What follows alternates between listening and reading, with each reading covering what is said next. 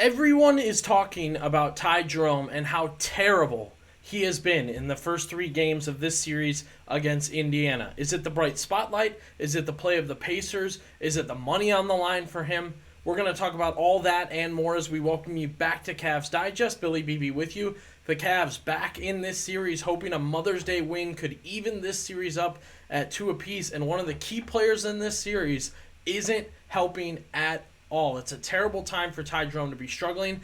And after game two, it became extremely noticeable by myself, by the fan base, and national media. He doesn't catch too much national media, but the guy we were on this channel for and that fans have loved all year long, and on this channel we battled for him to be sixth man of the year, is now 2 of 22 in the last two games. We're going to talk about all the storylines going on with the Cavaliers. Myself and Kenny Rhoda, we met up to talk about Max Strus, kind of an apology letter from us as we just kind of doubted him throughout the years what he could give the Cavaliers, and it turned out he could give the Cavaliers a lot. Teammates, players, coaches singing his praises, so you can go back and watch that video. Kenny's going to join us today to talk Ty Jerome. He's noticed it, but he's got some thoughts on what he could do or what the true problem is there. I have my thoughts on Ty Jerome and the issues he's had giving the Cavaliers help.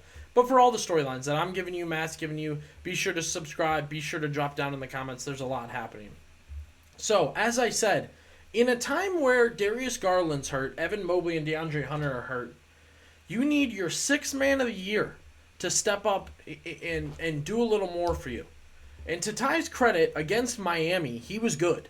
He had a great series against Miami, especially with Garland out. He was distributing, he was scoring, he was a plus 30 in a couple games. I mean, he was good. He was everything they needed him to be. However, you move on, a better team, more injuries, a bigger role, and he's been terrible. Even the 20 points in game one, a lot of people have agreed, was just a terrible stint for him and really did not look good. Then you go to game two and game three where it's clear he can't be on the court.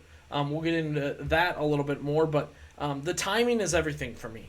Darius Garland's out, Hunter was out, Mobley was out, and you kind of just gave him nothing. And then you got one last chance with those guys in and helping and benefiting, but they still needed you, and you couldn't even revert back to your six-man role, your fifth guy called on role, your sixth guy called on role. Couldn't even revert back to that. So that alerted me that there's a serious issue here with Ty Jerome, and that was the question of, is it the bright lights? He's a national champion. He's played in a national championship before. Is it the physicality of the Pacers that's making him miss? Not sure on that. Is it his floater? Is his floater just broke right now? I'm not sure. Maybe his agent got in his head and said, hey, if you have a great series here, you could make $20 million a year going into free agency this summer. Also a possibility. Let's jump into that conversation with me and Kenny. Yeah, you just left a lot of great notes about Ty Jerome. He wasn't great in game one, too. He had 20 points, but it really wasn't a good 20 points. Right. He was terrible again last night. I made a huge deal about how bad he was in game two because, Kenny, if he makes one of his shots, if he gets one assist on his 1 of 14, and I think like 2 or 3 assists in game two, you win. And it's very stressful because it's like I said, now is the time that if you get anything out of him, you are winning. And instead you're getting a lesser version of him, which is costing you. It's very hard to watch. Yeah. I think we got to the point that Kenny Atkinson said to himself, I can't watch this anymore. He seems lost. He seems out physicaled. He's constantly looking for the floater. I understand that's been a big thing for him. You have to at some point decide it's not working. It's hard to get, and I can't get it. You have to adjust your game, and I think Kenny Atkinson pulled him because of that. Here's what I'll say in defense of Ty Jerome. I watched the Denver game last night against OKC. Nikola Jokic was 0 of 8 from three-point range. Then he was 0 of 9 from three-point range. Then he was 0 of 10. Then he was 0 of 11. So players are creatures of habit. They know what got them to that point in the season and in their career. It's tough for them. While you and I look at it and go, don't shoot the damn three. Stop shooting the floater, right? For them, that's who they are. And so everything with Ty has been short. He's left it short. I don't know if you've noticed that, Billy. It's come up front rim. So he needs to give it a little more oomph just like the playoffs in the second round, it's a bigger oomph with the physicality and everything, right? I thought because of what he did in the national championship game in 2019 for Virginia that he would be able to handle this. Well, guess what? That's the NCAA final. And while I think, what did he have? 16 points, 6 rebounds, 8 assists in that overtime win against Texas Tech.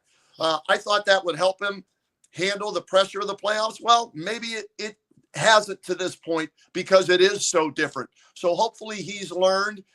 Kenny Atkinson, I agree with you 100%. He gave him that rope in the game 2 loss. He kind of said, okay, I can't afford to do that in game 3. If I've got to pull him, I'll pull him. And he's not the only one. Sam Merrill has not been good shooting the basketball. Right. Dean Wade can't buy a bucket, and don't even get me started on Isaac Okoro. So, the production you were getting in the regular season from some of those bench guys, it's probably not going to happen, but you have to hope that at least from DeAndre Hunter, Ty Jerome, okay, and maybe Sam Merrill a little bit, you'll get some production. That's what, an eight-man rotation right there? So that might be what you see him go to. And on the other hand, if Jerome does struggle, I'm okay giving Craig Porter Jr. 2-3 minutes and a half. I'm okay with that if you need somebody to handle the ball. So that's something to keep in the back of your mind. All right, great stuff from Kenny there. Appreciate him joining us. Make sure to follow him on X, Instagram, and listen to him on 1480 WHBC every day at 3 o'clock or WHBC.com. Talking Cavs, certainly. Kenny's covered the Cavs for years and years and years, so great to have him on. Going to open up the comment section. Want to hear from you guys right now. What is the true issue with Ty Jerome right now?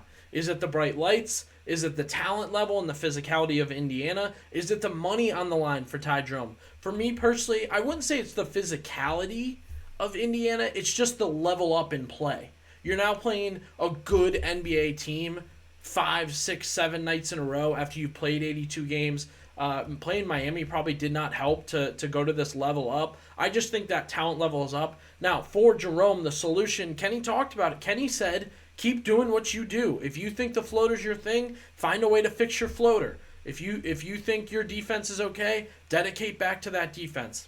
For me, I want him to get back to a distributor role. I always thought that's where it started for him, where he was really, really good passing the ball and moving the ball and trying things. I'd like to see him get back to that, and then I think the shots will come, the open layups. The threes, I don't know. I mean, he's taken some bad threes lately. He also looks like he just can't miss a shot. Maybe that's the solution, is take some threes instead of trying the floater. This is a very tricky situation. This is the guy the Cavaliers needed and will need. So he's going to have to figure it out. Hopefully Kenny Atkinson, who, as we said in that video, seemed to get a little stressed out with him, can help him get through it. He was mic'd up the other night. It seemed like his confidence was still there, so I'm not sure on that. Drop down in the comments. How disappointing is this for you, how Ty Jerome has played, especially in the spot the Cavaliers are in? How can he fix his issue? What is his biggest issue? Mention that in the comments, and be sure to subscribe to Cavs Digest.